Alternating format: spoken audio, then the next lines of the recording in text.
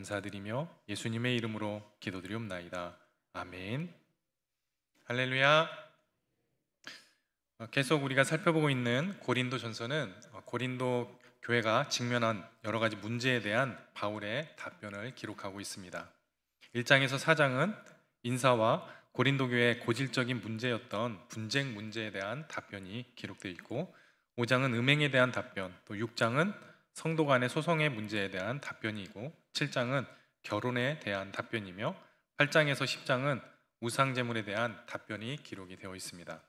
오늘 본문은 출애굽기와 민수기에 나오는 사건들을 통해서 이스라엘 자손들이 400년 동안 노예 생활을 했던 애굽에서 자유하는 은총을 입었음에도 불구하고 그 자유를 남용하고 패역한 삶을 살아 가나안 땅에 들어가지 못했던 사실을 상기시켜서 교훈하고 있는 말씀입니다. 이 사건을 본문 1절에서 이렇게 말씀하고 있습니다. 우리 1절 말씀 같이 한번 보겠습니다. 시작. 형제들아, 나는 너희가 알지 못하기를 원하지 아니하노니 우리 조상들이 다 구름 아래 있고 바다 가운데로 지나며. 아멘. 사도 바울은 고린도 교회 성도들을 형제들아 라고 부르면서 나는 너희가 알지 못하기를 원치 않는다라고 말씀하고 있습니다. 이 말씀은 출애굽 시대의 말씀이 주는 참된 의미를 그들이 온전히 기억하고 있기를 바라는 마음에서 말씀하고 있는 겁니다. 먼저 출애굽 시대 사람들이 어떤 엄청난 은혜를 받았는지 말씀합니다. 그들은 모두 구름 아래 있었다라는 것입니다. 이것은 매일 구름 기둥을 통해서 하나님이 그들 가운데 함께 계심을 경험한 것을 말씀합니다. 또한 바다 가운데로 지났다라는 것은 홍해 바다가 갈라져 그곳을 지남으로 인하여서 하나님의 구원하심을 확실히 경험한 사람들이었음을 나타내주고 있습니다. 그리고 2절 말씀에 모세에게 속하여 다 구름과 바다에서 세례를 받고라고 말씀하였는데, 이 말씀은 그들이 구름 기둥으로 인도함을 받고 홍해 바다 가운데를 지나가는 사건이 어떤 의미가 있었는지 대해서 말씀하고 있습니다. 먼저 모세에게 속하여라고 했는데, 홍해 바다를 건너는 그 위기의 순간에 이스라엘 백성들은 모세를 온전히 굳게 믿음으로써 모세와 하나로 연합되었음을 의미하는 말씀입니다. 그와 마찬가지로 그리스도인들은 그리스도를 믿음으로써 세례를 받고 그리스도와 더불어서 연합함을 이루는 것을 말씀합니다. 그런데 2절을 보면 구름과 바다에서 세례를 받았다라고 말씀하는데, 구름 기둥으로 인도함을 받아 홍해 바다를 건넌 그 사건을 통해서 바울은 왜 세례를 받았다라고 지금 현재 말씀하고 있는 것일까요? 이에 대해서 어떤 사람들은 구름과 홍해 바다가 물로 되어 있기 때문에 세례라고 해석하는 사람들도 있습니다. 그래서 구름 아래에 있는 것이나 홍해 바다를 건너는 것을 세례로 본다라는 것입니다. 이것은 좀 잘못된 해석입니다. 이것은 신약 시대에 세례가 갖는 의미 때문에 이렇게 해석하는 것입니다. 신약의 세례는 죄를 씻는다라는 뜻을 가지고 있지만, 하나님의 택하심을 받아서 복음을 믿고 거듭난 하나님의 자녀들에게 구원받은 백성임을 확증하는 의식이기도 합니다. 그래서 누구든지 이 복음을 믿고 세례를 받은 사람은 내가 이제 정말 하나님의 백성이 되었다라고 확신할 수 있게 되는 것입니다. 이와 마찬가지로 구름 기둥으로 인도함을 받고 홍해 바다의 기적을 경험하면서 이스라엘 백성들도 구원받은 참된 하나님의 백성이 되었음을 확신할 수 있게 되었던 것입니다. 이 사건들을 통해서 그들이 하나님의 선택된 백성이 되었다는 이 확신을 얻게 되었기 때문에 세례를 받은 것이다 라고 말씀하고 있는 것입니다.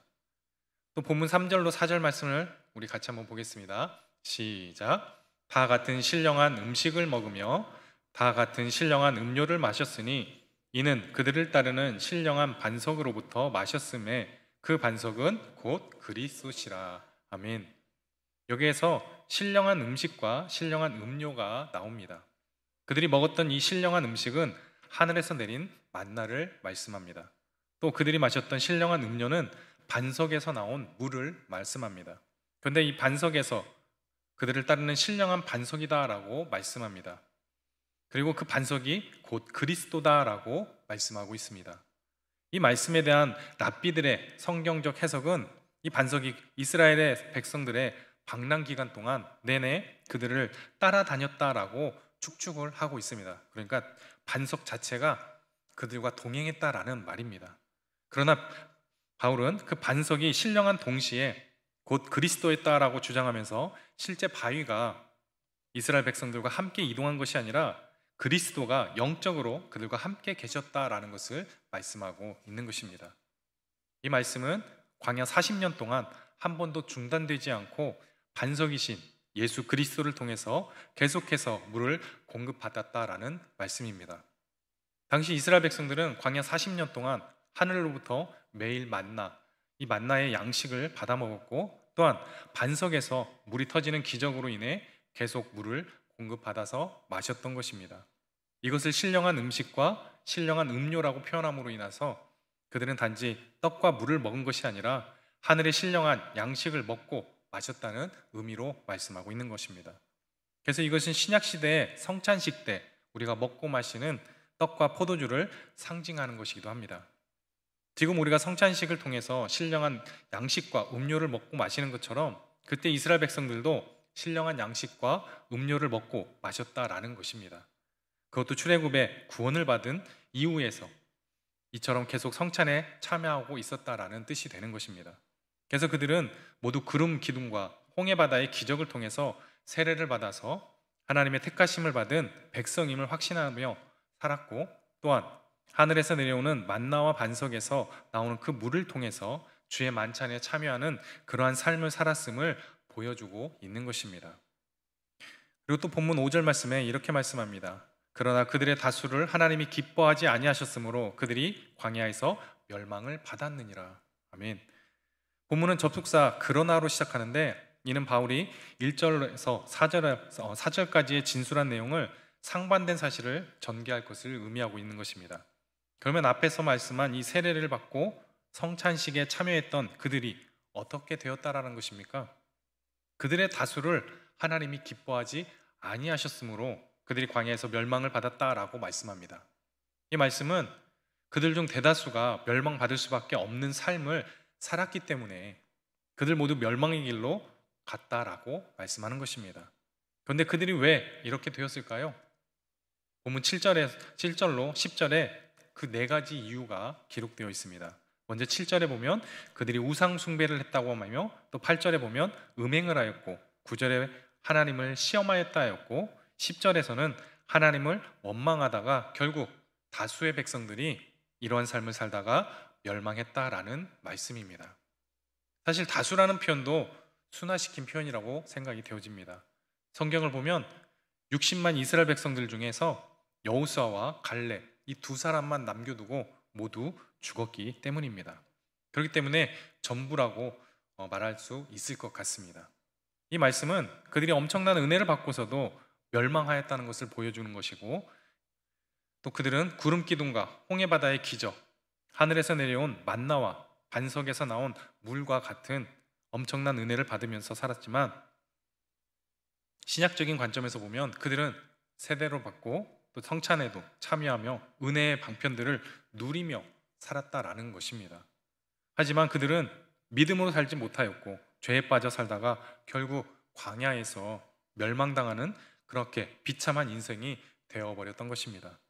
왜 이렇게 되었을까요? 죄를 쉽게 생각했고 또 쉽게 허락했고 쉽게 타협하며 살았기 때문입니다.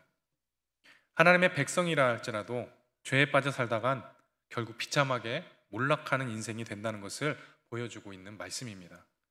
그런데 오늘 본문 3절과 4절 말씀에 다 같은이라는 말씀이 있는데요, 이렇게 히브리어는 같은 단어를 쓴다는 것은 강조한다라고 말씀드렸었습니다. 여기서도 이렇게 강조하고 있는데요, 모두 같은 은혜를 받았다라는 말씀을 강조하고 있는 것입니다. 그런데 다른 결과가 나타난 것입니다. 여호수아와 갈렙은 이 은혜를 통해서 믿음으로 결단하고 약속의 땅 가나안에 들어가서 하나님의 약속이 성취되는 복된 인생을 살아갈 수 있었습니다. 그런데 이 사람들은 똑같은 은혜를 받으며 살았지만 전혀 다른 인생을 살아간 것입니다. 그들은 여전히 우상 숭배에 빠졌고 음행의 죄에 빠졌고 하나님을 믿지 못해서 늘 의심하며 살았고 하나님의 인도하심에 불만을 품고 늘 원망하며 그렇게 살아갔다가 결국 광야에서 비참하게 몰락하는 인생이 되었던 것입니다. 우리도 마찬가지입니다. 같은 교회에 다니면서 또 같은 예배를 드리고 같은 말씀을 들으면서 살아가고 있습니다. 그런데 살아가는 삶이 다르고 경험하는 축복이 다 다른 것을 볼 수가 있습니다. 같은 교회에서 같은 은혜를 경험하며 살아가지만 우리 중에는 몰락하는 사람들도 생겨나고 축복 속에 살아가는 사람들도 생겨난다는 사실입니다. 왜 이런 차이가 있을까요? 죄를 쉽게 허용하고 죄에 빠져 살아가는 삶을 버리지 못하기 때문입니다. 아무리 엄청난 은혜를 받았다 할지라도 죄를 쉽게 허용하며 살아가면 우리는 결국 실패자가 될 수밖에 없는 것입니다. 이런 사람이 하나님의 은혜를 헛되이 받는 사람들이 되는 것입니다. 우리는 절대 하나님의 은혜를 헛되이 받는 사람들이 되어서는 안 될 것입니다.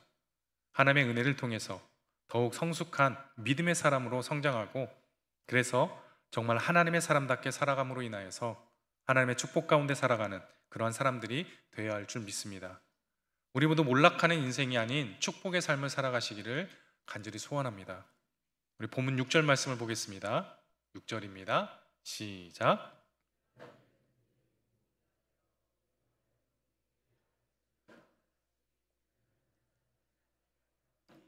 아멘.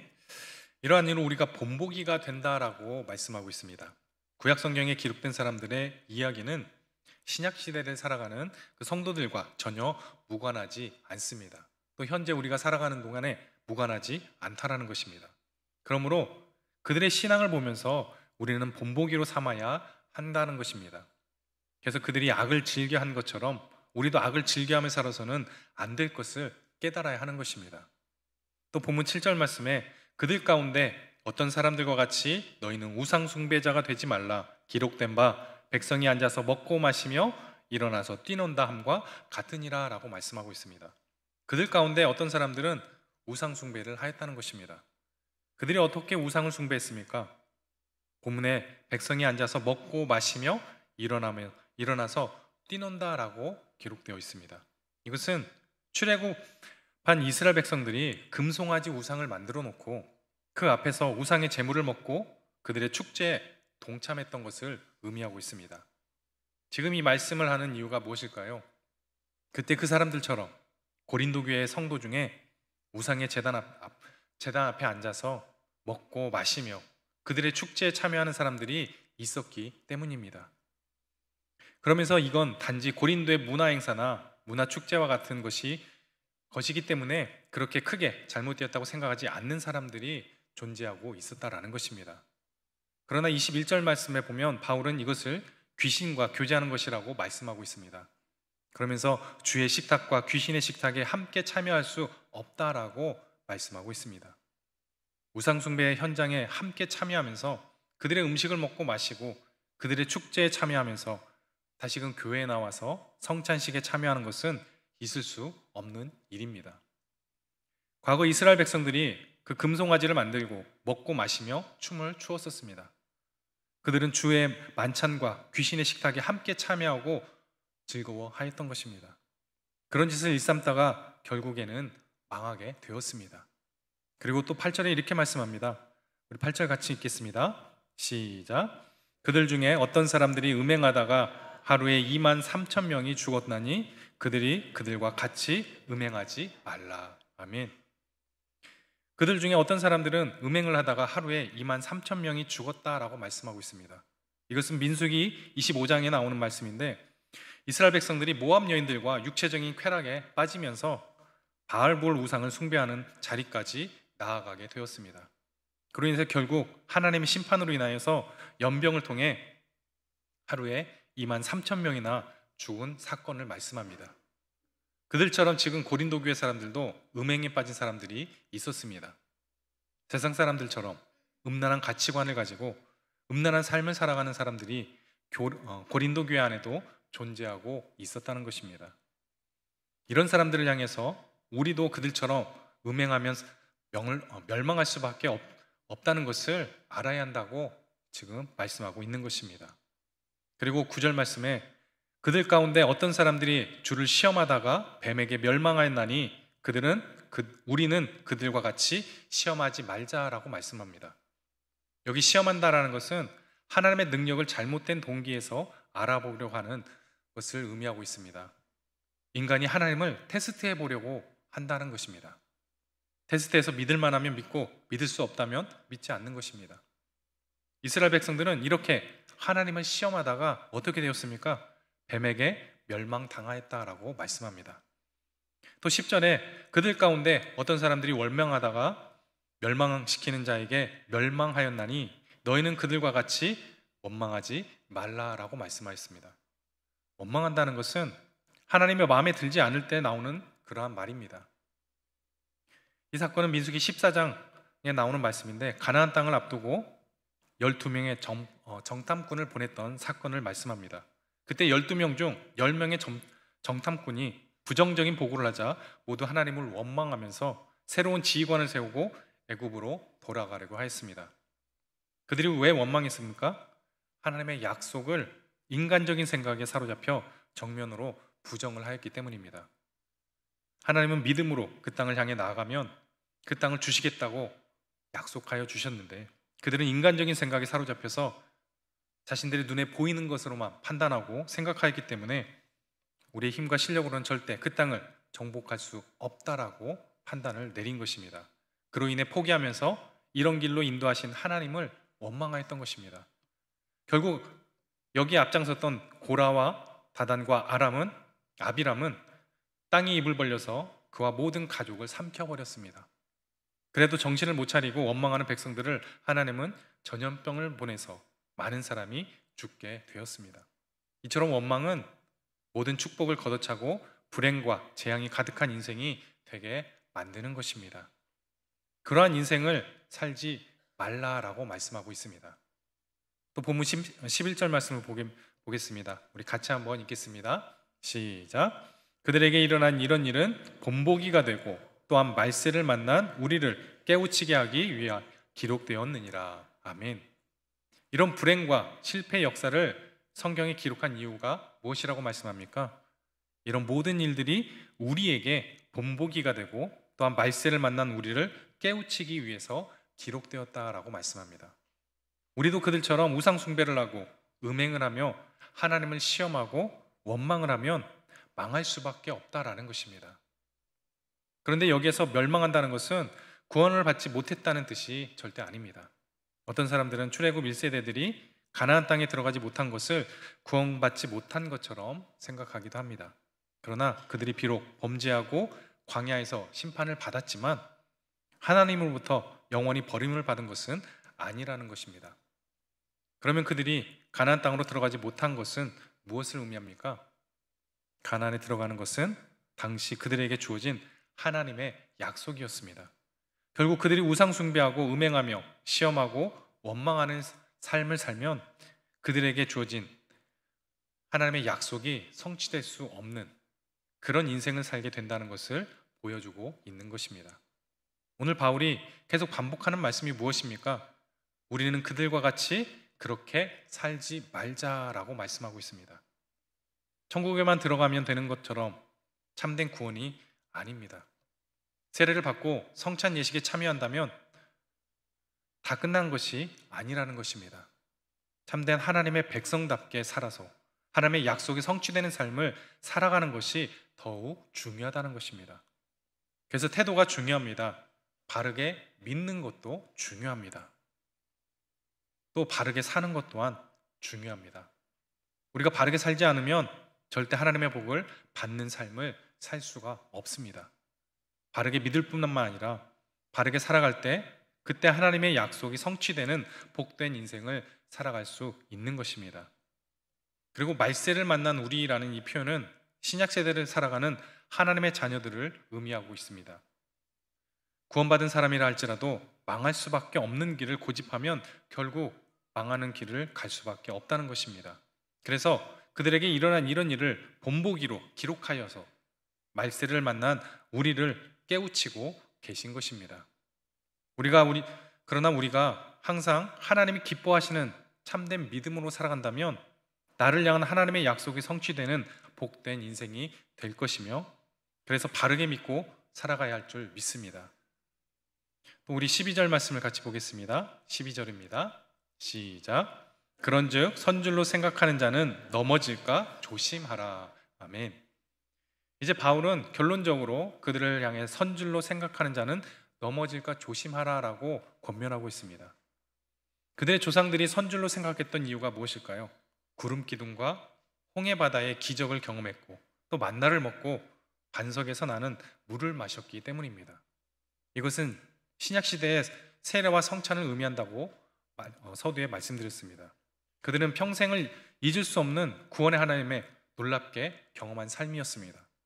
그러나 유혹과 욕심과 죄악에 무너지고 말았습니다. 왜 그럴까요? 그들은 선줄로 생각하고 있었기 때문입니다.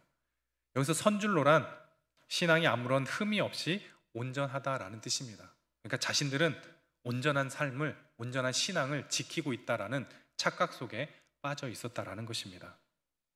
그들은 내가 경험한 놀라운 경험 때문에 아무리 큰 잘못을 해도 절대 멸망하지 않는다는 아주 교만한 확신 가운데 살다가 이처럼 멸망했던 것입니다. 그런데 지금 고린도교의 성도 중에도 이러한 교만한 확신 가운데 살아가는 사람들이 있었다라는 것이죠.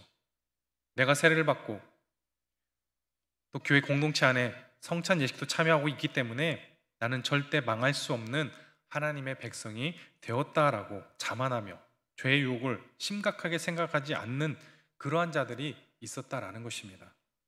그러나 이전에 그들도 교만한 확신 때문에 죄를 가볍게 생각하다가 결국 멸망당했던 것처럼 지금 우리도 죄를 가볍게 생각한다면 절대 복된 인생을 살 수 없다라는 것을 말씀해 주고 있는 것입니다. 언제라도 죄의 유혹에 무너질 수 있는 연약한 존재임을 우리는 알고 겸손히 하나님을 의지하며 믿음으로 살려고 노력해야 할 줄 믿습니다. 마지막으로 우리 본문 13절 말씀을 같이 한번 보겠습니다. 시작.